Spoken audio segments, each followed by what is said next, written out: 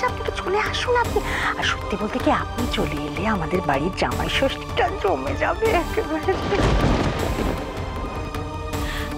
কাকে ফোন করছিল মামুনি? আবার কোনো অঘটন ঘটতে চলেছে বাড়িতে?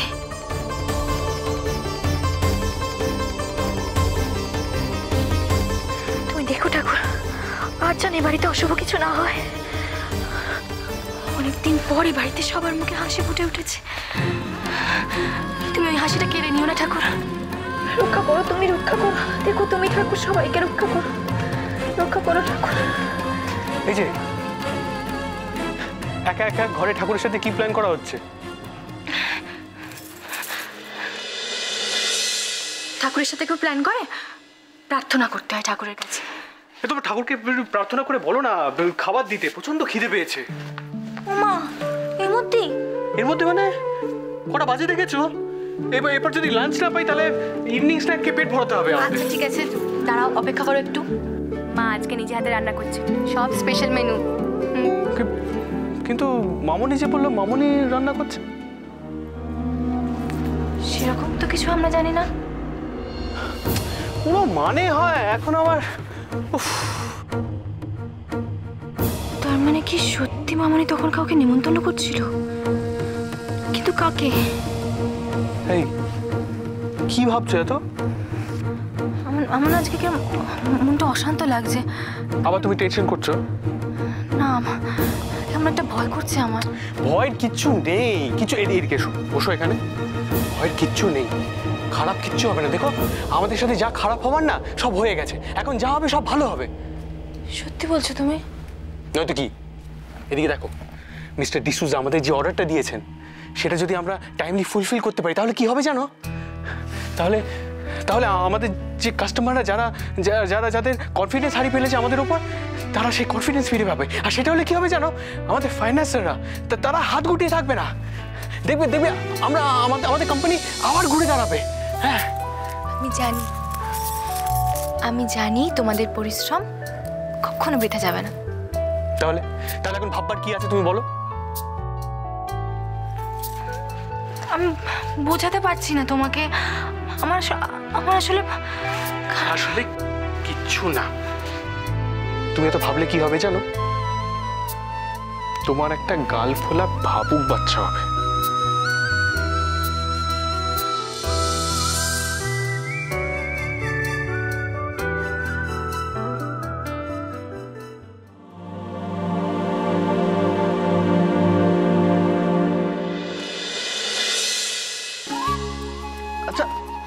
ব্যাপারটা ঠিক কি হচ্ছে আমি কিন্তু বুঝতে পারছি না।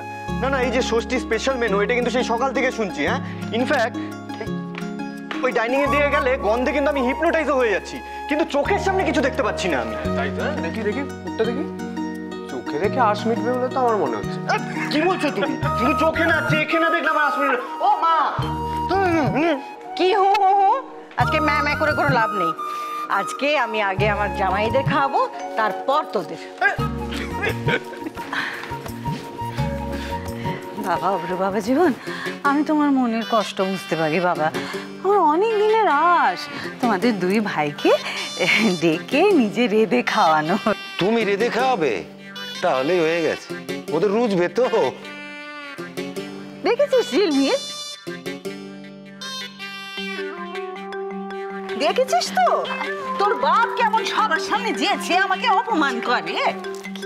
আরে বাবা, উয়ারা আমাদের এমন করে আপন করে নিয়েছেন, সুযোগ কোথায় পাই উয়াদের আলাদা করে ডেকে খাওয়ানোর। আচ্ছা বেশ, ঠিক আছে মিসেস গোস্বামী, আপনি না হয় আজ নিজে আপনার জামাইদের বেড়ে খাওয়াবেন। সেটা কি তুমি ঠিক করবে নাকি?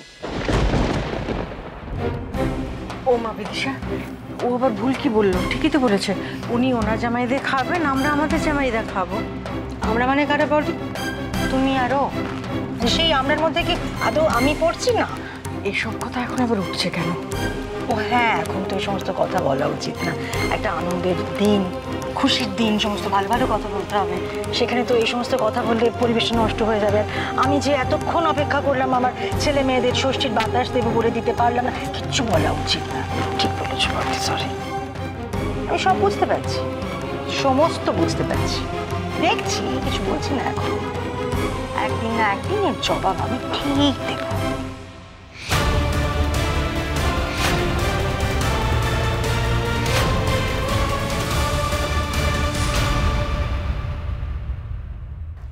আমি আমি বলছিলাম কি, অনেক বেলা গড়িয়ে গেল তো, নিশ্চয়ই সবার অনেক খিদেও পেয়েছে, তাই আর কথা না বাড়িয়ে খেয়ে নিলে হতো না কো?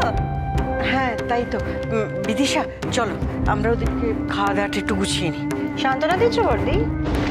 তুমি কি ভেবেছো আমি এত কিছুর পরে তুমি এটা বলবে আর গলে জল হয়ে যাবো? হ্যাঁ সাত্তকী, অলি ওপরে গেছে, ওকে ডেকে নিয়ে এসো, খেতে যাও। চললেন একজন হুকুম তামিল করতে। কি রে? এই তো তোকেই ডাকতে যাচ্ছিলাম। এই বাবা এতটা লেট হয়ে গেছে, দেখ আমি একদম দেখিনি, ভেবেছি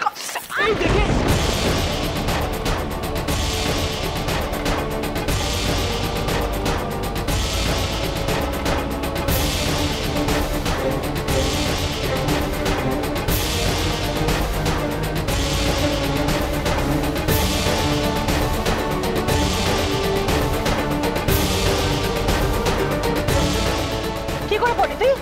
কি করে পড়ি তুই? বিদিশা ওর লেগেছে, তুমি উঠবি করে বকছো কেন ওকে?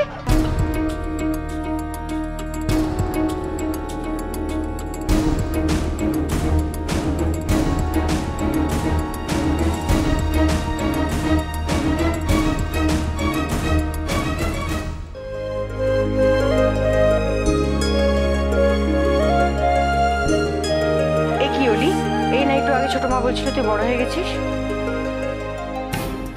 একজন বড় পান্তে গেল তো গেল, আসার আর নাম নেই। এই তো ছোট মা চলে এসেছে। বড় কোথায় লেগেছে বলো? এমন শুরু করেছে না, ব্যথা কমার বদলে বেড়ে যাবে। আর তোরও বলি হয়নি। হ্যাঁ হ্যাঁ, তো বড় একটা মেয়ে এইটুকুনি ব্যথাতে করে মোচা যাচ্ছে। তুমি একটু চুপ করবে প্লিজ?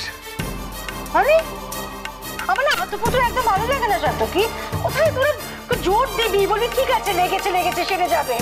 আশ্চর্য, কি হচ্ছে এইটুকুনি ব্যথা নিয়ে? আচ্ছা ঠিক আছে ঠিক আছে, আমি এবার একটা ওষুধ নিয়ে আসছি।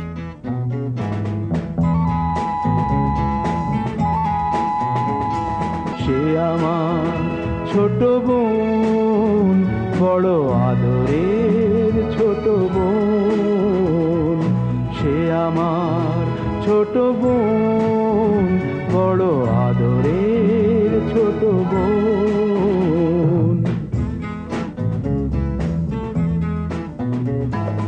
ভালো করে যখন সে কথা শেখেনি, তখন থেকেই সে গেয়ে যেত গান। বাজনার হাত ছিল ভালোই আমার, তার সাথে বাজাতাম দিয়ে মন প্রাণ। রাস্তায় ভিড় করে শুনতো সবাই, অবাক হতো যে কত জ্ঞানী গুণীজন।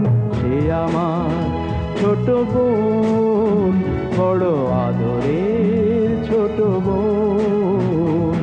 সে আমার ছোট বোন, বড় আদরের ছোট বোন। ওই তো হাসছে। কিন্তু মা, বেশি ওঠানামা করতে যেও না, কেমন? বিশ্রাম করো, নইলে কিন্তু ব্যথা আরো বাড়বে। ব্যথা? আমার তো ব্যথা হয়নি। মানে মানে মানে আমার ব্যথা লাগেনি।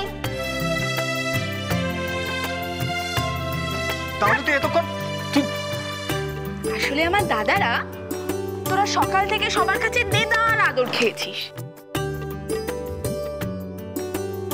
তাই আমি সুযোগ বুঝে একটু ফাও নিয়ে নিলাম। না, মানে এটা অ্যাক্টিং ছিল, পুরোটা অ্যাক্টিং। মানে ও ফাওয়ে সবার সবার আদর খেলি তুই? এইবার ওকে ছাড়বো না, চলো। এক মিনিট। দেরি হয়ে যাচ্ছে, আমাদের খিদে পেয়ে গেছে, চল না আমরা একটু গিয়ে লাঞ্চ করে নিই।